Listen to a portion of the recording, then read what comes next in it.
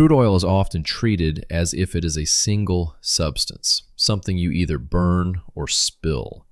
But scientifically, crude oil is not one thing at all. It is a dense, chaotic mixture of hundreds of different hydrocarbons, each with its own weight, structure, boiling point, and chemical behavior. Refining crude oil is not about creating gasoline, diesel, or plastics from nothing. It is about carefully separating and transforming what already exists inside the oil. Everything begins at the refinery with fractional distillation, one of the most important separation processes in industrial chemistry. Crude oil is heated until it vaporizes and is fed into a tall distillation column. Inside this column, temperature decreases as you go upward. Lighter hydrocarbons rise higher before condensing, while heavier molecules condense lower down. This simple physics, based on boiling points, is what allows a single barrel of crude oil to be separated into many useful fractions. Near the top of the column, the lightest fractions condense. These include refinery gases and naphtha, which is later processed into gasoline. One side note, naphtha is not the same as naphthalene, nor is it an abbreviation for naphthalene.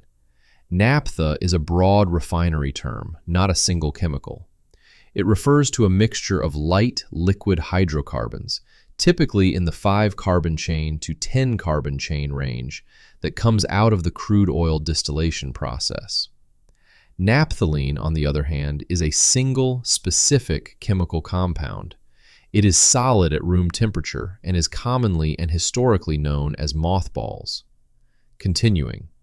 Slightly heavier fractions condense lower down and become kerosene and jet fuel, followed by diesel fuel. Diesel's molecules are longer and heavier than gasoline's, which is why diesel engines operate differently. Higher compression, slower ignition, and greater torque, making them ideal for trucks, buses, and semi-trailers. Kerosene and jet fuel come from the same region of the crude oil distillation column and are closely related in chemistry, but they are engineered for very specific performance requirements. To make a long story short, jet fuel is essentially highly refined kerosene, but held to far stricter standards because it is engineered to perform reliably under extreme conditions. At the bottom of the column are the heaviest components. These don't flow easily, don't vaporize readily, and don't burn cleanly, but they are far from waste. These heavy fractions become lubricating oils, waxes, asphalt, and tar. Road asphalt is essentially the thickest, most viscous residue of crude oil, engineered to withstand heat, pressure, and weather over decades of use. But separation alone is not enough. Modern fuel demands require precise performance, so refiners use cracking and reforming processes to reshape hydrocarbon molecules. Large, heavy molecules are broken into smaller, more useful ones through heat, pressure, and catalysts. This is how refineries increase gasoline and diesel yield beyond what simple distillation would allow. From these same hydrocarbon streams come the raw materials for rubber and plastics. Synthetic rubber, used in tires, hoses, seals, and industrial products, is made from petrochemical building blocks such as butadiene and styrene. These are derived from refined oil and gas fractions, then chemically polymerized to create materials that are flexible, durable, and resistant to heat and wear. Without petroleum chemistry, modern tires simply wouldn't exist. Plastics follow a similar path. They are not accidental byproducts, but intentionally engineered materials made from petrochemical feedstocks like ethylene and propylene. These molecules are extracted during refining and cracking, then linked together into long polymer chains. The result is everything from food packaging and medical devices to car interiors and electronics casings. Engine oil is another product that often causes confusion. Conventional motor oil is directly refined from crude oil, using heavier fractions that are further purified and blended with additives. Synthetic motor oil, however, is different. While it still originates from petroleum or natural gas, its molecules are chemically engineered to be uniform and highly stable. This is why synthetic oil performs better under extreme temperatures and lasts longer than conventional oil. It is built molecule by molecule rather than simply refined. Grease lubricants and petroleum jelly also come from the heavier end of crude oil refining. Greases are oils thickened with soaps or other agents to stay in place under pressure, making them ideal for bearings and machinery. Petroleum jelly, often known by brand names like Vaseline, is a semi-solid blend of hydrocarbons refined to an extremely high purity standard. This leads to an important and often misunderstood question.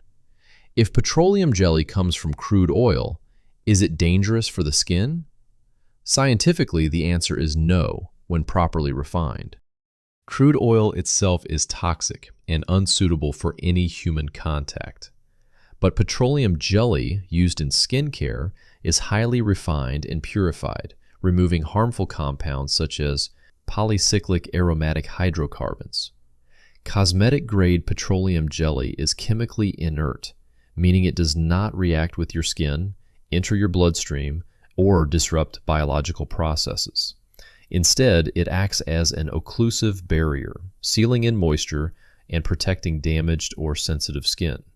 This is why it is widely used in medical settings, burn care, infant skin care, and dermatology.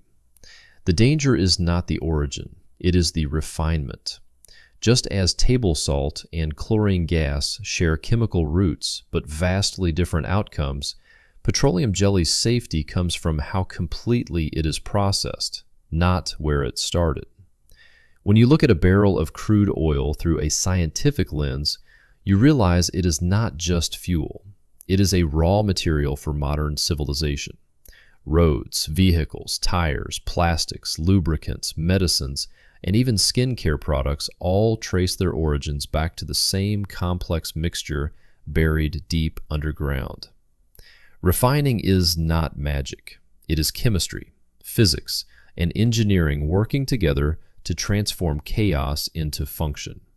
And the next time someone says oil is just gas for cars, remember this: one barrel of crude oil doesn't become one thing. It becomes an entire industrial ecosystem. If you enjoyed this breakdown of how crude oil quietly shapes the modern world, please subscribe to The Science of This and That, like the video, and leave a comment with the next everyday technology you'd like to understand from the inside out. Thank you.